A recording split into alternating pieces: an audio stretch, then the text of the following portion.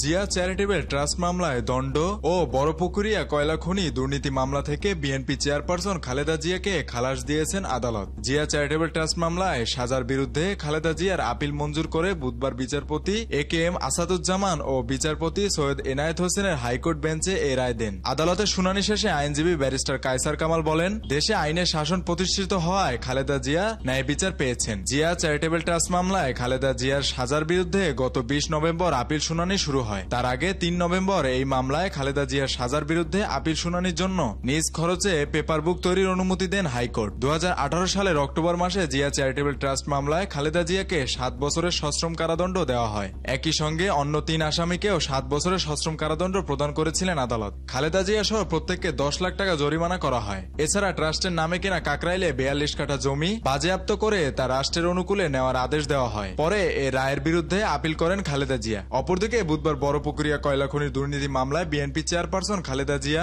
স্থায়ী কমিটির সদস্য ও সাবেক মন্ত্রী খন্দকার মোশাররফ হোসেন এবং ভাইস চেয়ারম্যান ও সাবেক মন্ত্রী আলতাফ হোসেন চৌধুরীকে খালাস দিয়েছেন আদালত। ঢাকার বিশেষ জজ আদালত 2 এর বিচারক আবু তাহের এই আদেশ দেন। এদিন এই মামলার অভিযোগ শুনানির দিন ধার্য ছিল। প্রথমে সাবেক প্রধানমন্ত্রী খালেদা জিয়া সহ অন্য আসামিদের পক্ষে অব্যাহত আবেদনের শুনানি শেষ হয়। এরপর আদালত খালেদা জিয়া সহ 3 জনকে খালাস দেন। একই সঙ্গে বাকি 4 জনের বিরুদ্ধে অভিযোগ গঠনের আদেশ দেন আদালত। বড়পুকুরিয়া কয়লা খনির কয়লা উত্তোলন, ব্যবস্থাপনা ও রক্ষণাবেক্ষণে ঠিকাদার নিয়োগ অনিয়ম এবং রাষ্ট্রের 158 কোটি 71 লাখ টাকার ক্ষতি ও আত্মসাতের অভিযোগে 2008 সালে 26 ফেব্রুয়ারি শাহবাগ থানায় মামলাটি করা হয়। ওই বছরে 5 অক্টোবর 16 আসামির বিরুদ্ধে অভিযোগপত্র দাখিল করে দুর্নীতি দমন কমিশন। এরপর 2008 সাল থেকে উচ্চ আদালতের নির্দেশে দীর্ঘ 9 বছর মামলাটির বিচার কাজ স্থগিত ছিল। সবশেষ 2017 সালের 28 মে সেই স্থগিতাদেশ প্রত্যাহার হয়। এরপর থেকে মামলাটি অভিযোগ গঠন শুনানি শুরু হয়।